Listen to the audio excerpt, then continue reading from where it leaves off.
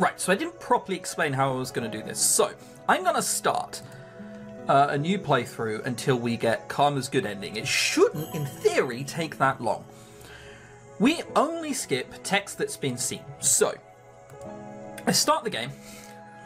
I would not like to view the tutorial. Bugger off. And it's tab.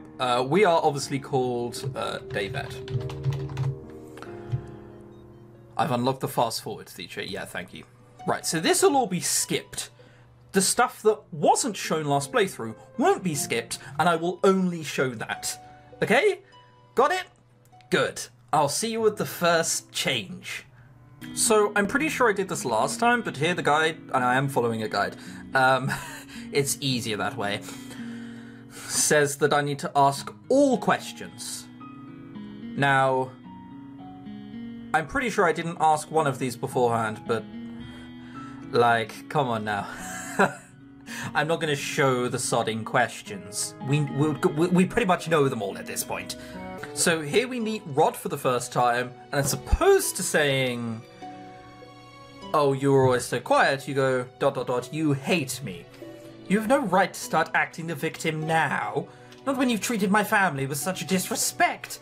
The only reason I didn't say anything before is because Emmeline didn't want me to. There we go. See, this is the right option. I'm happier now that you're gone. I don't have to pretend like I like you anymore. I'm going to return to the palace now. Yep, so he's a lot more frosty. Good God. It's better to accept your faults earlier on, is what I'm getting this. And here, we stayed silent, and we were indignant about it. Not anymore, you little bastard. I'm going to throw my tray at you. Can I throw the tray at him? I'm tempted to let you. Feisty as well. Oh, be still, my beating heart. Huh? You... Oh, he's awake. There, so we got yet another right option. And proceed to skipping. It doesn't happen for another... You won't see anything for a while now, because the next two parts are about choosing Karma as our fucking apprentice. This is peculiar. Last time, in a rather standout moment, I must admit, we slapped Rumple. Which is a bad option, apparently. We're not supposed to just sit there and slap him to next week. We're supposed to stand up for him. Annoyingly, because I hate him. No matter how annoying Rumple is, I don't think he deserves to be abused so much. Besides, Karma does not usually lash out like this. I moved to stand in front of Rumple. Princess, this is pathetic, Karma. I know you're not in the mood for pleasantries, but that is no excuse to hurt Rumple. Princess, please move. You are acting like a petulant child. Fine, you're right. I wasn't expecting him to so easily admit to a mistake. I turned to Rumple. I was only standing up for you, Rumple, because Karma is annoying me. Yeah, you're still a prick. I look down at my necklace, but there is no extra piece, so that wasn't a good deed either. Of course it wasn't. Alright, what's happening over there? Right, and now we know this bit, so onwards. So here, as opposed to encouraging him to say something, we're to say, I can see why you wouldn't tell her. Because she's better than me. No, because if you told her and then she refused, then it would be difficult afterwards. You understand, Princess? Of course I understand. I'm not stupid. No, I didn't mean it like that. Don't take offense, Scarlet. This is the way she talks. The princess is a fragile fowl, with her petals always curved inwards. What does that mean? See, if it were Jurian, she'd probably know, but I'm just as confused as you are. I don't think so. I don't think anyone understands half of the fluff Karma speaks. That was the right choice! Are you kidding me?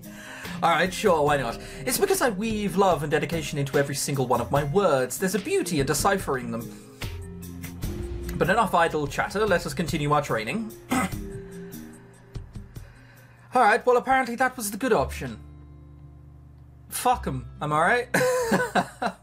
So here, as opposed to attempting to leave with Karma, good God, I did make a lot of wrong choices, didn't I? As opposed to attempting to leave with Karma, we are to tease her. Him. He obviously wants to leave, but I cannot help myself. Miss Karma, I do wish you would say something. At the very least, you should thank this girl for her compliment. Oh no, it's quite alright. Come on, Karma, you're usually the most charming person on these streets. Thank you.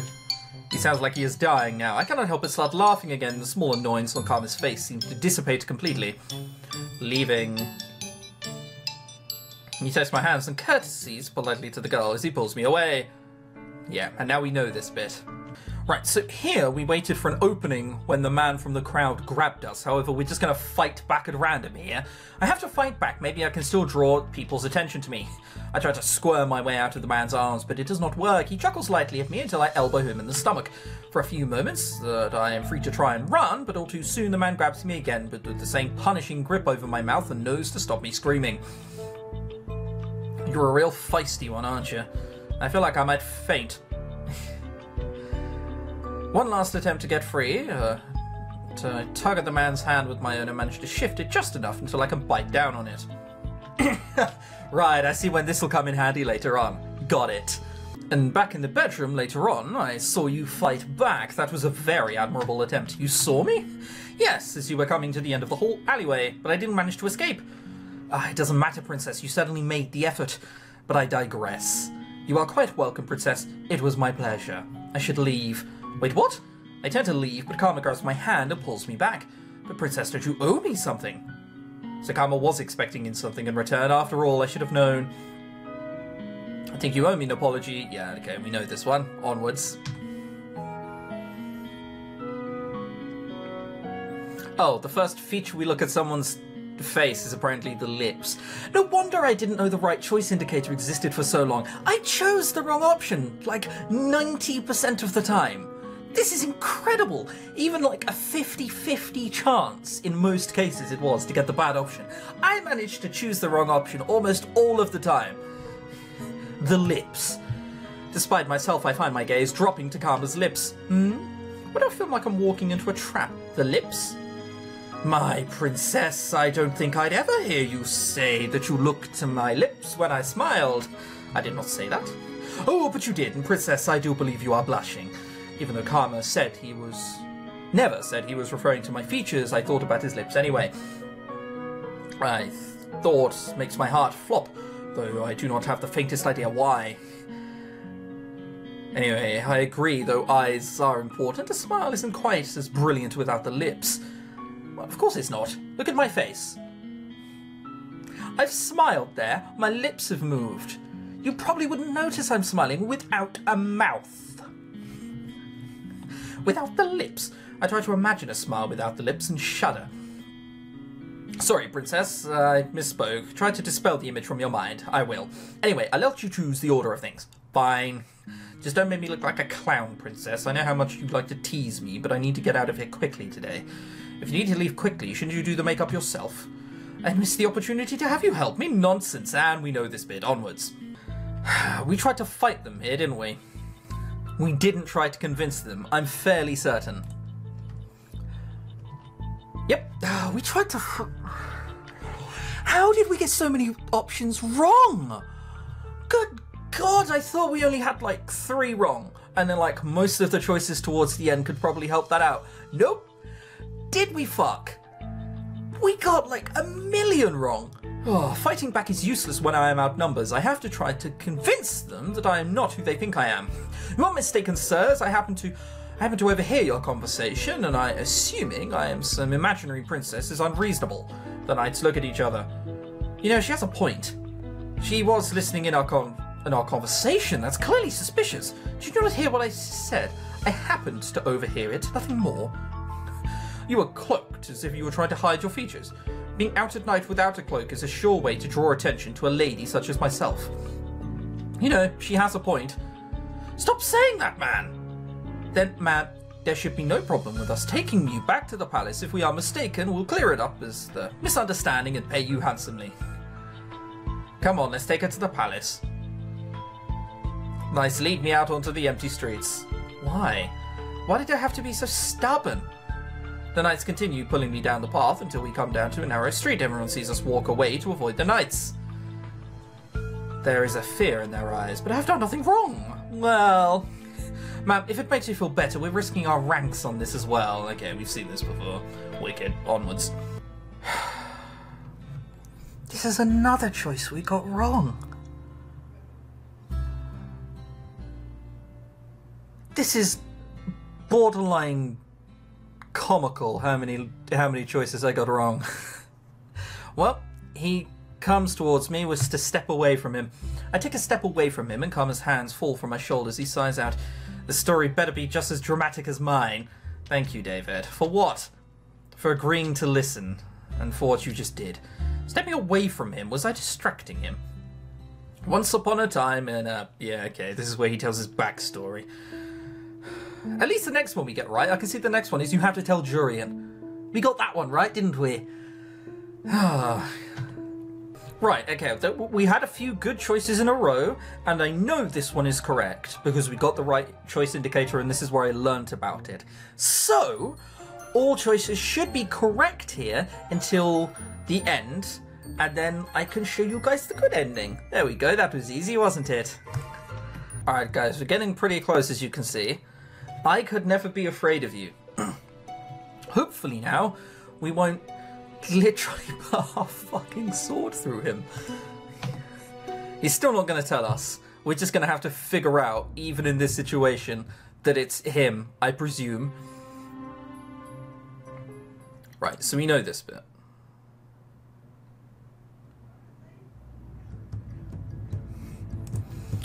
Where did the beast come from? Oh, okay. This is it. Knights immediately rush towards me. I back away as far as I can without re-entering the throne room. Come quietly and we'll keep you somewhere safe until all of this dies down. So, I've already seen this, but I can't skip it. You see at the top left, right next to my cat, there's a G. That's skipping. But it can't skip. I cannot take them all at once. Even knowing that, I still pull out my sword, I take a few steps back, and then suddenly feel my back pressed up against something. The beast stands behind me, its back to me. I stand in its shadow, and I realise that if it turned around, it could swat me to the walls, just like the rest of the victims. But it's standing there. Together. Together? The beast says nothing more, though I still feel on edge. There is something oddly familiar about this. Cloud told me once it was better to fight back to back. I will trust you for now, whatever you are. There we go, we're not killing it! I do not know if it understands me, but I can hope. It seems more like a human than any kind of animal. Princess, get away from the beast! It will... The knight never finishes his sentence as the beast sends him flying through the air. Just killing people. I mean, there are probably better ways to deal with this. You could probably just injure them. You could probably just swipe at his legs so he can't walk for a few days, you know? You don't have to send him flying into the air. Why is it helping me? The knights fall like dominoes to the beast, but manage to remain standing when I strike them with my sword. Even though just taking one down is so hard, these men have been trained for years, while I haven't had the luxury of a year.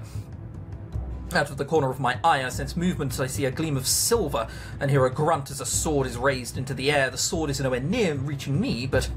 the beast! I aim to kick at an approaching knight before whirling around to look at the beast. The oncoming sword comes closer to the beast's exposed back, and I know the beast will not be able to dodge in time. Move! I shove past the creature and catch the knight's sword in my own. With my own. Please don't sit there and say that you used your own body as a vessel for the sword before it can harm the beast. My arms are shaking underneath the strength of the impact between our swords. I feel like my arms are going to give out. Then a flash of light appears, so bright that everyone is temporarily blinded. I stumble back, rubbing at my eyes. From the sounds of it, the beast is continuing to drive back to the knights, most of them shouting to each other to retreat. When was that? When I am finally able to see again, my eyes automatically land on my feet. I stare in shock. Glass slippers? I quickly reach out to my pendant and realize that it is no longer there. I completed my 3 good deeds? David, it knows my name? I look around and realize that the beast and I are alone, the knights having fled. Did the beast drive the rest of them off? I feel a pressure at my back and realize that the beast is touching me. My first instinct is to run, but the words it utters next paralyze me. You... okay? Every word sounds breathless and pained, like it takes too much to speak. It is worried about me. I mean, it knows who you are. It called you princess, or... I mean, spoiler alert, we fucking know how this ends, but details. I'm watching the shock as the beast appears to gesture towards my shoes. You did it. I step back warily. What are you? The beast reaches out, and I see something glittering in his palm of its hand. The rose locket! For a few moments, my heart plummets into my stomach and my hands begin to quiver. What did you do to Cloud? The beast's shadowed finger curl over the locket, even as he stares at me. Come on now. I gave that locket to Cloud. The beast only stares at me for a few moments longer, and then suddenly I realise that his words, nothing more than a pained growl, do not hold any malice. I gave that locket to you? The beast slowly nods. My grasp on my sword loosens as I stare at him in shock, realization dawning upon me. Cloud? Yes. So this is your secret? Why would you not tell me? I could have hurt you. Cloud is another form, a cursed form, and he never told me. Why? As my mind whirls, I feel everything is coming together like the pieces of the puzzle.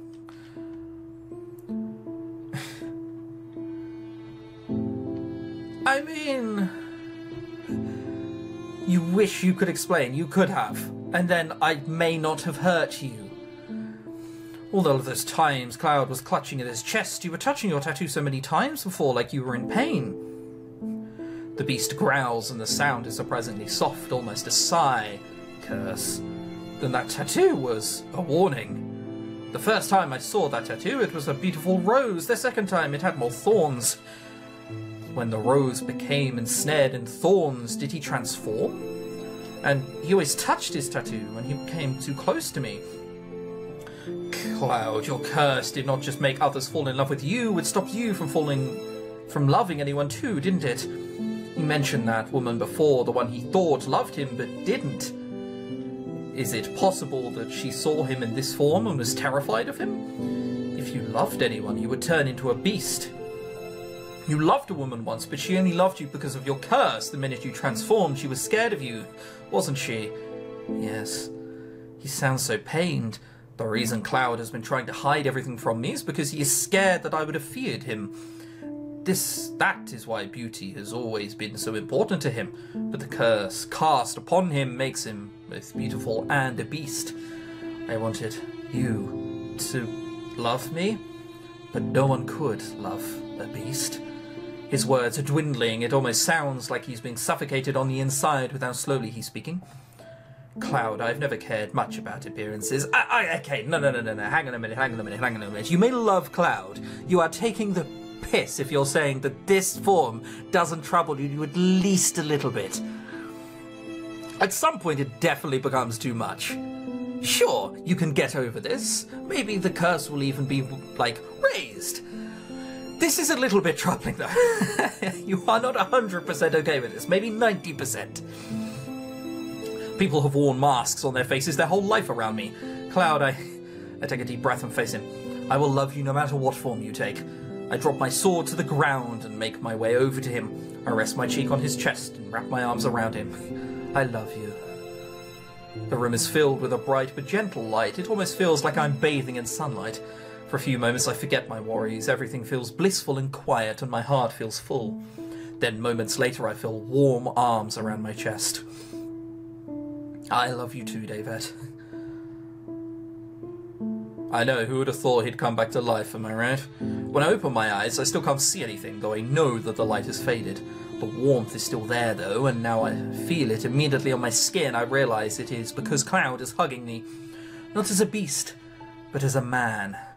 Did I break his curse? I realise that this is the first time Cloud has ever touched me for a long period of time without abruptly moving away.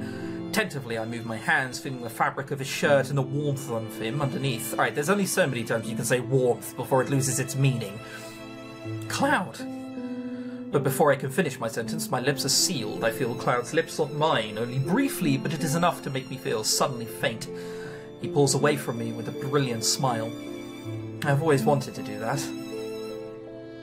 David, you're blushing. If I could, I would kiss you again, but we have some urgent things to attend to. The reality of the situation begins to seep back into me. My father, Varg Alcaster, they are still in the throne room. The king! Let's go, David. Oh, we still have to sort this out, and then there's going to be a prologue as well, so I have to cut the episode short here and everything. Alright guys, well, until next time. Otherwise, this episode is going to be like 45 minutes long, and I do not have that time. Until next time. And the beast will be slain. but because we got rid of his curse, not a sword through his back and murder him horribly.